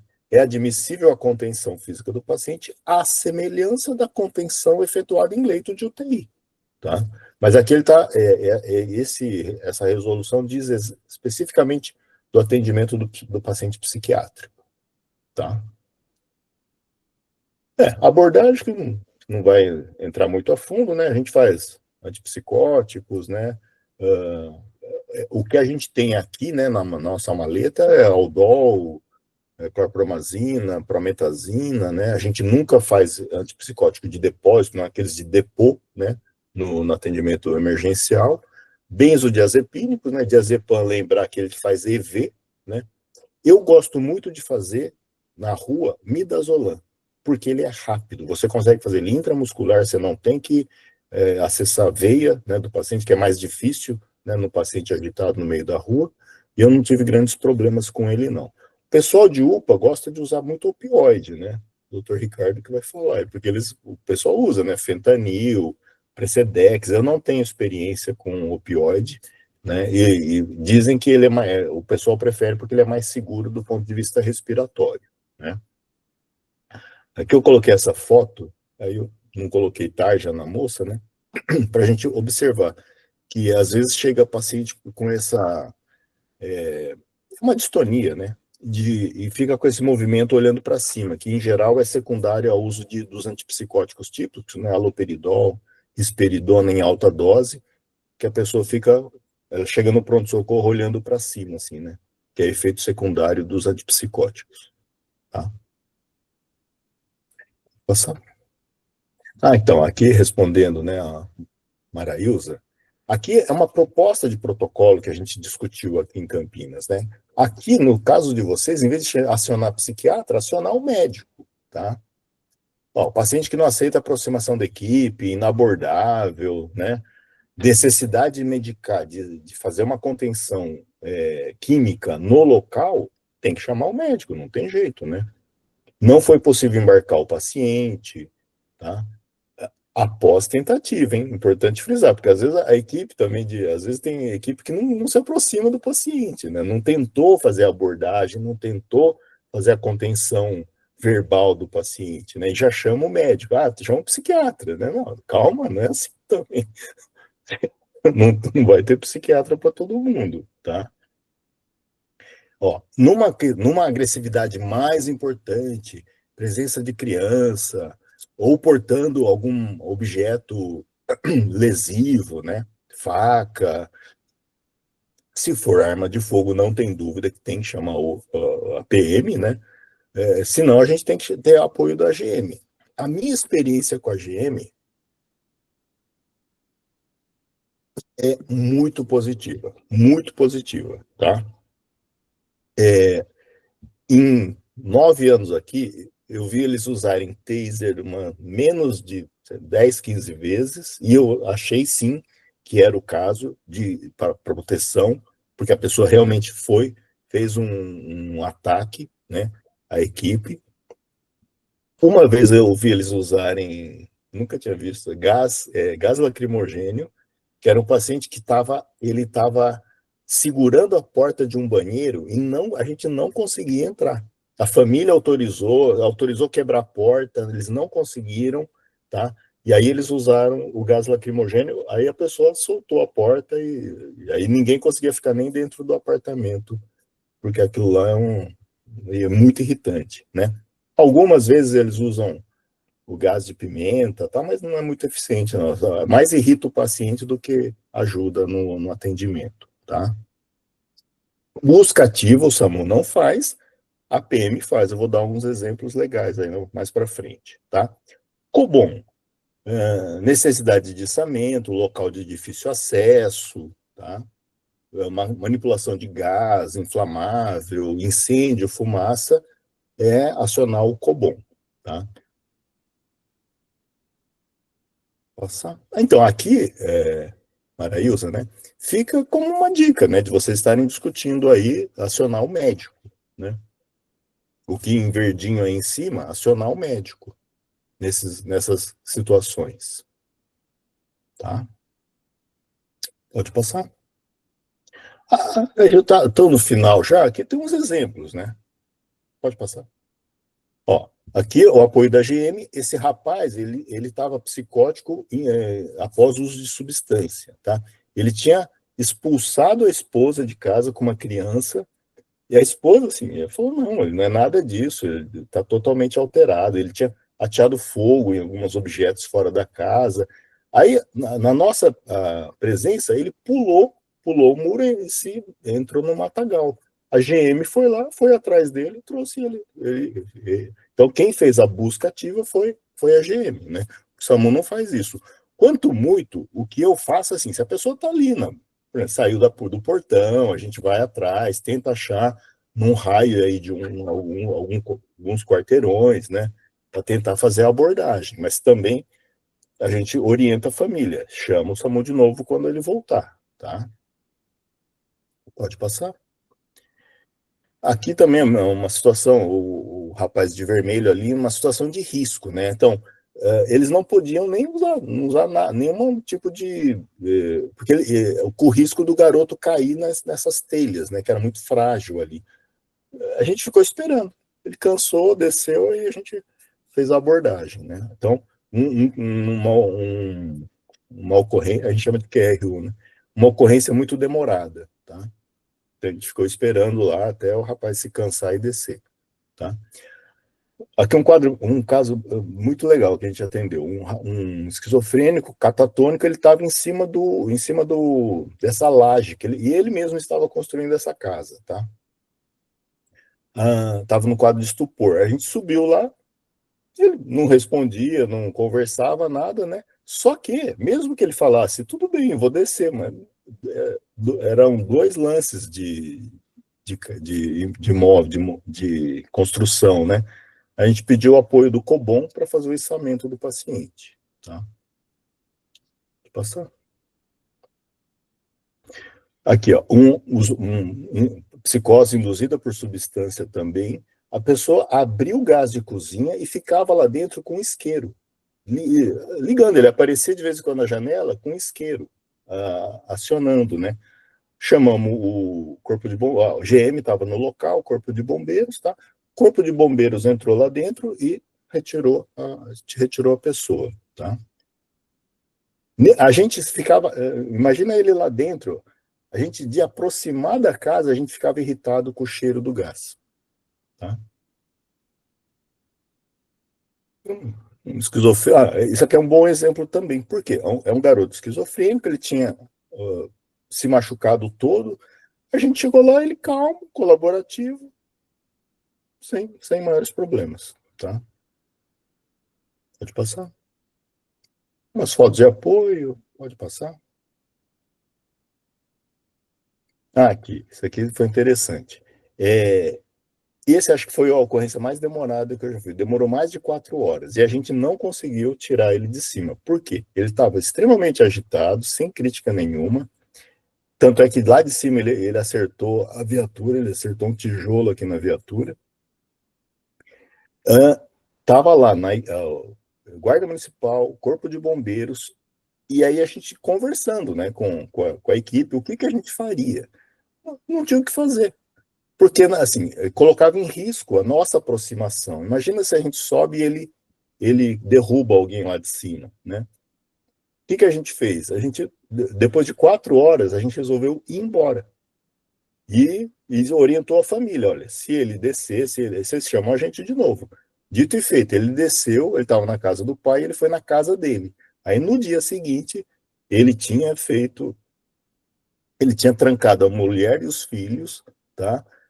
Aí a GM foi lá, demorado, outra ocorrência demorada, até conseguir tirar ele da residência, tá? Passando.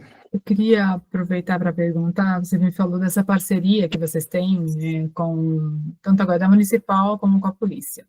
De que forma que vocês fazem essa aproximação, esse treinamento da Guarda Municipal em Campinas, né, com essa parceria com o SAMU, para que eles também tenham essa proximidade de saber, como você deu dicas aqui práticas, né, não colocar a mão, falar baixo, essas coisas básicas que precisam ser feitas, de que forma que vocês, por exemplo, se aqui existe, né, um treinamento específico para que também aborde os guardas municipais nesses casos, na condução desses casos?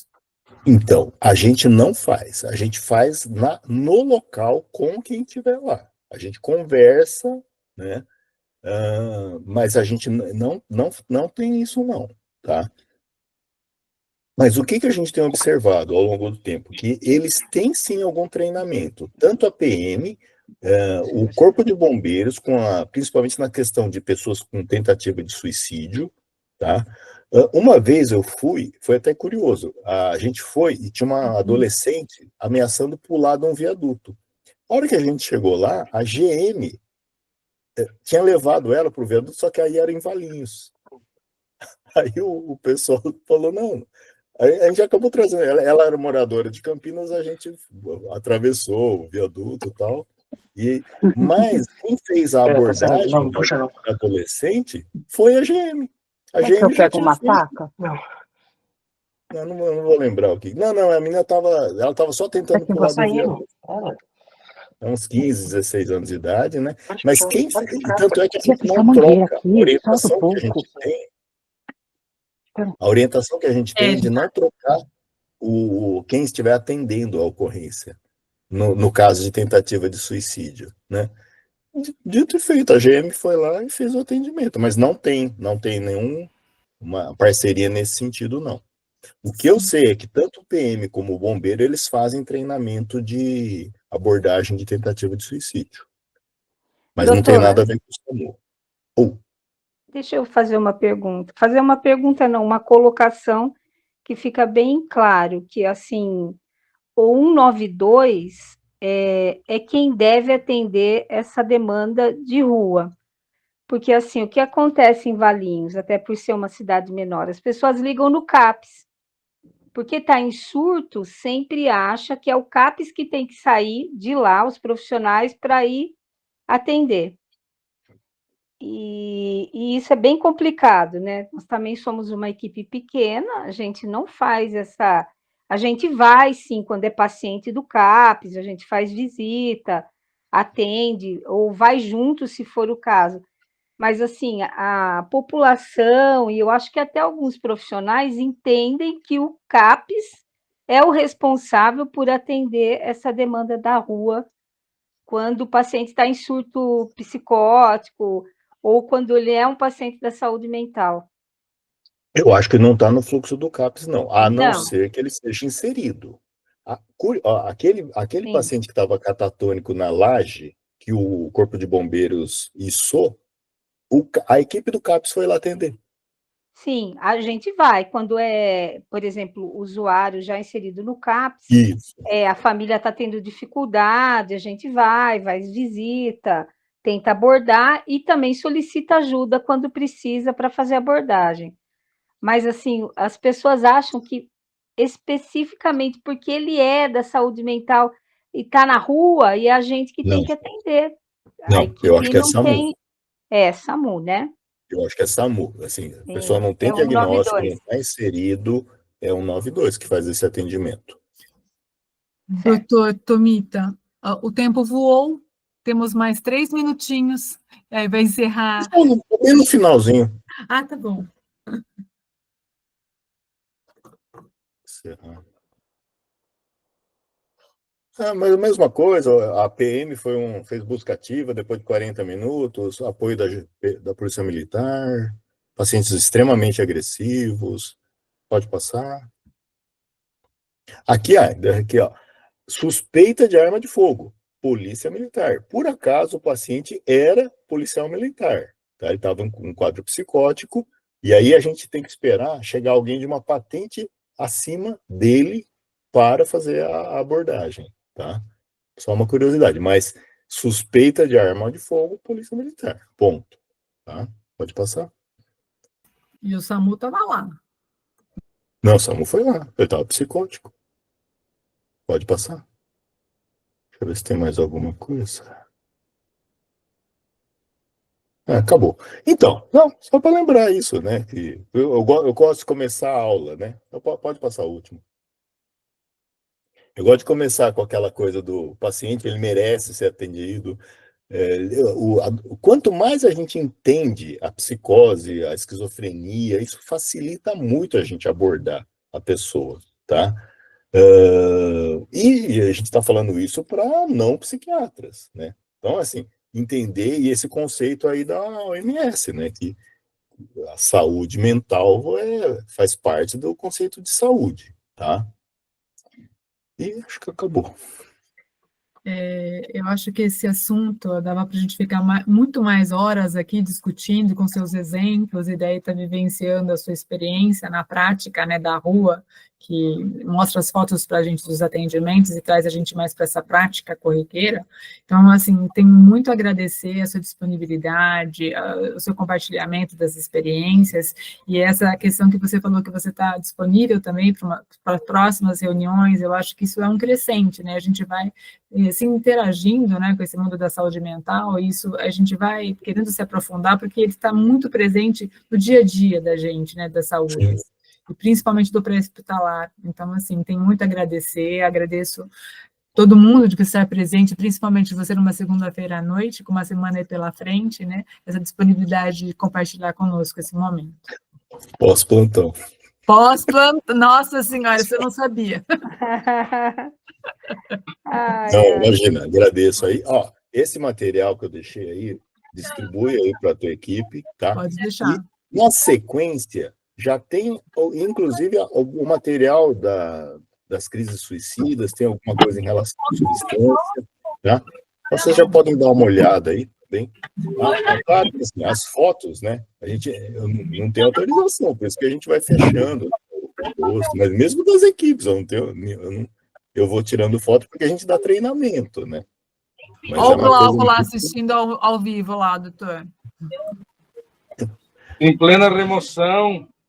Ô, Glauco! Ô. Em plena remoção aqui, sangramento ativo aqui, amidalectomia, estamos curtindo a aula aqui.